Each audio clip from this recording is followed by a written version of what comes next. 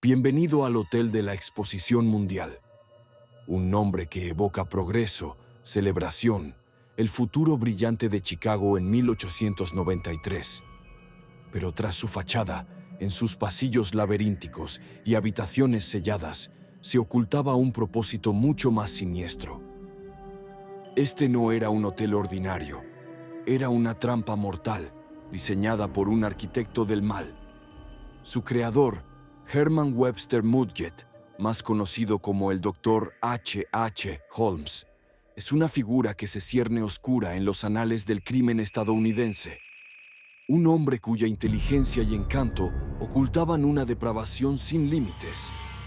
Hoy nos adentraremos en el corazón de su Castillo de los Asesinatos. Exploraremos los secretos de su construcción, los horrores que albergó entre sus muros y la mente retorcida de quien es considerado, por muchos, el primer asesino en serie documentado de Estados Unidos.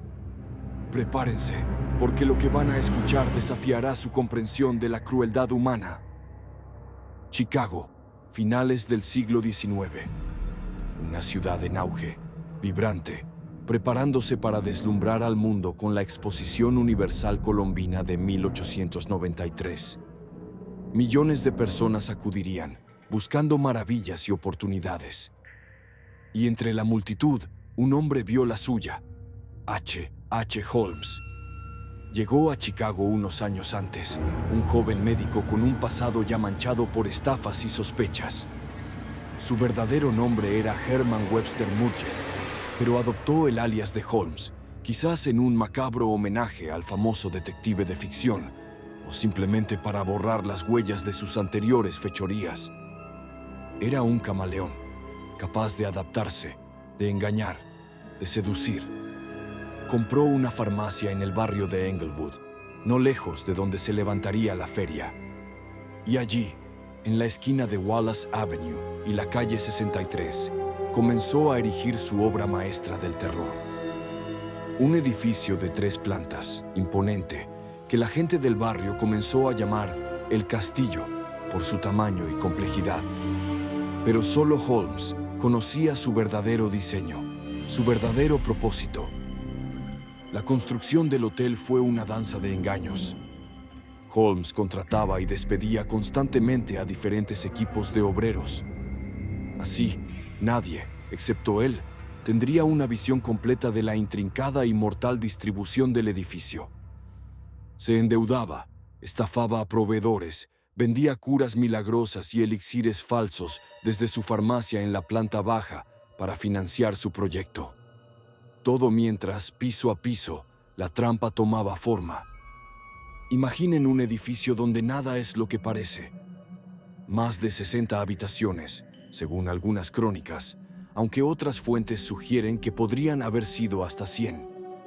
Muchas de ellas eran pequeñas, casi celdas, sin ventanas, diseñadas para el aislamiento y la desesperación. Había pasadizos secretos que permitían a Holmes moverse sin ser visto, como una araña en su tela. Escaleras que no llevaban a ninguna parte, terminando abruptamente en paredes sólidas, confundiendo a cualquiera que intentara escapar. Puertas que solo podían abrirse desde el exterior, convirtiendo habitaciones en tumbas instantáneas. Mirillas ocultas le permitían espiar a sus huéspedes, estudiar sus hábitos, elegir el momento perfecto. Algunas habitaciones estaban insonorizadas para que ningún grito pudiera escapar. Otras estaban equipadas con tuberías de gas conectadas a un panel de control en el propio armario de Holmes. Podía asfixiar a sus víctimas con solo girar una llave, sin siquiera entrar en la habitación. Y luego estaban las trampillas, ingeniosamente ocultas en los suelos, y los toboganes. Toboganes engrasados que descendían directamente a la oscuridad del sótano. El sótano. Ese era el verdadero corazón del Castillo de los Asesinatos. Si las plantas superiores eran el laberinto de caza, el sótano era la cámara de procesamiento del horror. Aquí, Holmes daba rienda suelta a su macabra perversión. Se dice que estaba equipado con mesas de disección, donde desmembraba a sus víctimas con una precisión quirúrgica. Había un horno crematorio lo suficientemente grande como para incinerar cuerpos humanos, eliminando pruebas de manera eficiente. Cubas llenas de ácido, donde los restos podían ser disueltos hasta la nada. Fosas de cal viva para acelerar la descomposición de la carne. Un verdadero laboratorio de la muerte, dice Tui. La Exposición Universal de 1893 trajo un flujo constante de visitantes a Chicago. Jóvenes mujeres que llegaban a la ciudad en busca de trabajo o aventura. Turistas deslumbrados por las maravillas de la feria. Empleados incautos. Todos ellos eran presas potenciales para Holmes. Utilizaba su encanto y su aparente respetabilidad como médico y empresario para atraerlas a su hotel. Les ofrecía trabajo, alojamiento, incluso matrimonio. Una vez dentro del castillo, sus destinos estaban sellados. Las tácticas variaban. Algunas víctimas eran asfixiadas con gas mientras dormían. Otras eran encerradas en una bóveda insonorizada cerca de su oficina, abandonadas para morir de hambre y terror. Se rumorea que algunas fueron sometidas a horribles experimentos quirúrgicos en su sótano. Holmes no solo mataba, a menudo torturaba, observaba, disfrutaba del proceso. Después de la muerte, el horror continuaba. Holmes era, ante todo, un hombre de negocios, aunque sus negocios fueran macabros. Diseccionaba los cuerpos con habilidad, limpiaba los esqueletos y los vendía a escuelas de medicina o a coleccionistas privados. Era una forma de obtener beneficios de sus crímenes, de borrar la identidad de sus víctimas y de satisfacer quizás una fascinación científica pervertida. ¿Cuántas personas murieron dentro de esos muros? Es una pregunta que quizás nunca tenga una respuesta definitiva. Holmes confesó 27 asesinatos durante su juicio, aunque sus confesiones fueron contradictorias y a menudo poco fiables. Algunas estimaciones, basadas en desapariciones y testimonios, sugieren que la cifra podría ascender a 200 víctimas. Mujeres jóvenes, hombres de negocios, niños. El alcance de su depravación era vasto.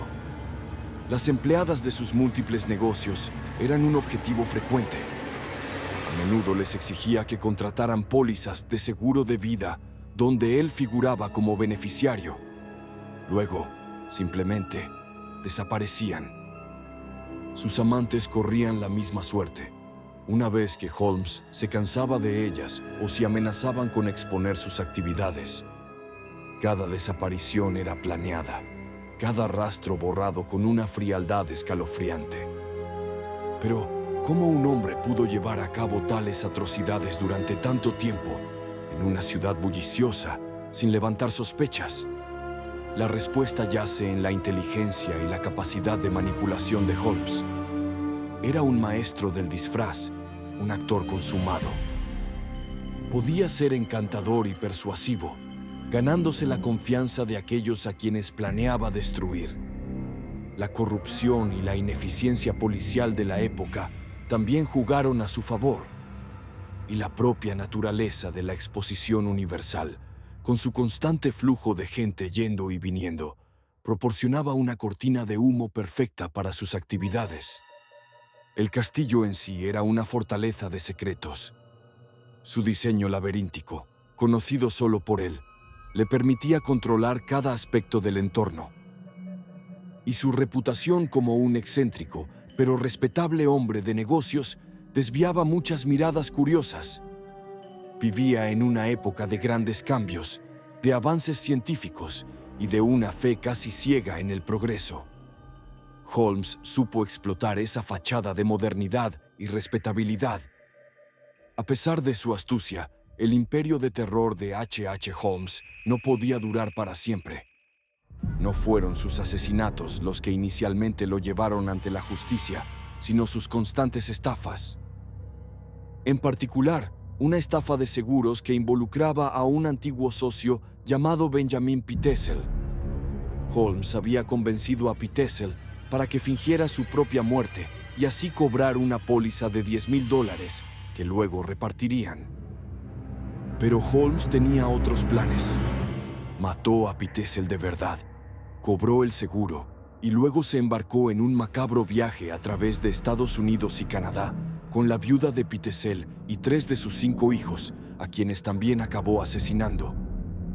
Fue un detective de la agencia Pinkerton, Frank Geyer, quien, contratado por la compañía de seguros, comenzó a rastrear a Holmes y a los niños Pitesel desaparecidos. Con una tenacidad implacable, Geyer siguió el rastro de Holmes, descubriendo los cuerpos de los niños enterrados en diferentes ciudades. Holmes fue finalmente arrestado en Boston en noviembre de 1894, no por los asesinatos en Chicago, sino por una orden de estafa de caballos en Texas. Pero una vez bajo custodia, las piezas del rompecabezas comenzaron a encajar.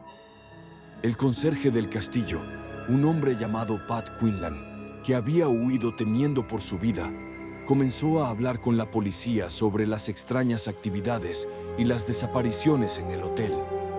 Las autoridades registraron el infame edificio.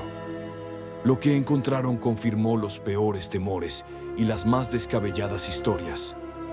Descubrieron las habitaciones selladas, los pasadizos secretos, las tuberías de gas. En el sótano, hallaron el horno crematorio con fragmentos de huesos humanos y joyas. Encontraron cubas de ácido, instrumentos quirúrgicos manchados y una mesa de disección. El castillo de los asesinatos reveló sus secretos al mundo, y la prensa de la época se deleitó con los detalles escabrosos, alimentando la leyenda de H.H. Holmes. El juicio de H.H. Holmes, celebrado en Filadelfia en 1895, fue principalmente por el asesinato de Benjamin Pitesel. Holmes actuó como su propio abogado en parte del proceso, mostrando una arrogancia y una inteligencia que fascinaron y repelieron al público.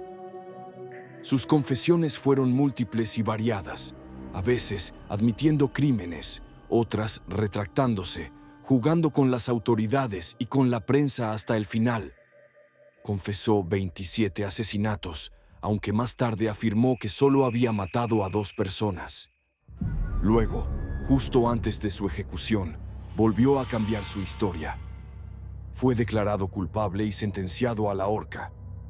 El 7 de mayo de 1896, H.H. Holmes fue ejecutado. Incluso en sus últimos momentos, intentó mantener el control. Pidió que su ataúd fuera llenado de cemento y enterrado a 10 pies de profundidad, supuestamente para evitar que los saqueadores de tumbas robaran su cuerpo, tal como él había hecho con los de sus víctimas. ¿Pero qué fue del castillo de los asesinatos? Poco después del arresto de Holmes, el edificio sufrió un misterioso incendio en agosto de 1895. Algunos dicen que fue provocado por justicieros anónimos, otros que por curiosos que buscaban reliquias. Parte del edificio quedó en pie y se utilizó para otros fines durante un tiempo, pero la leyenda ya estaba sellada. Finalmente, fue demolido en 1938. Hoy, en el lugar donde alguna vez se alzó el Hotel del Horror, se encuentra una oficina de correos. Un lugar mundano que oculta un pasado de pesadilla. Es importante señalar que, con el paso del tiempo, la leyenda de H.H. Holmes y su castillo ha crecido, y algunos detalles podrían haber sido exagerados por la prensa sensacionalista de la época o embellecidos por narradores posteriores. La cifra exacta de víctimas, la complejidad de algunas de las trampas mortales, es difícil separar completamente el hecho de la ficción macabra. Sin embargo, incluso despojándolo de sus adornos más sensacionalistas, el núcleo de la historia de Holmes sigue siendo aterrador. Un hombre real construyó un lugar real con la intención de atraer, torturar y asesinar a seres humanos. Incluso se ha llegado a especular que H.H. Holmes podría haber sido Jack el Destripador, el infame asesino de Whitechapel en Londres. Se han señalado supuestas similitudes en las fechas, en los métodos y el hecho de que Holmes visitó Europa. Sin embargo, la mayoría de los expertos descartan esta teoría por falta de pruebas concluyentes. La maldad de Holmes fue, muy probablemente, de cosecha propia, americana. Herman Webster Mudgett, el Dr. H. H. Holmes, no fue solo un asesino. Fue un estafador consumado, un bígamo, un manipulador narcisista y un sádico. Representa una de las encarnaciones más oscuras del sueño americano distorsionado. Un hombre que utilizó su inteligencia y su ambición no para construir, sino para destruir, para convertir la promesa de una nueva era en una pesadilla personal para docenas, quizás cientos, de inocentes. El castillo de los asesinatos ya no existe. Sus ladrillos y madera han desaparecido, pero su legado perdura. Un recordatorio escalofriante de que el mal puede esconderse detrás de la fachada más respetable y de que, a veces, los monstruos más aterradores son aquellos que caminan entre nosotros con una sonrisa encantadora y un plan meticuloso en sus mentes. La historia de H. H. Holmes es una advertencia, una mirada a las profundidades de la depravación humana. Un capítulo oscuro que, aunque preferiríamos olvidar, sigue resonando con un eco helado en la historia del crimen.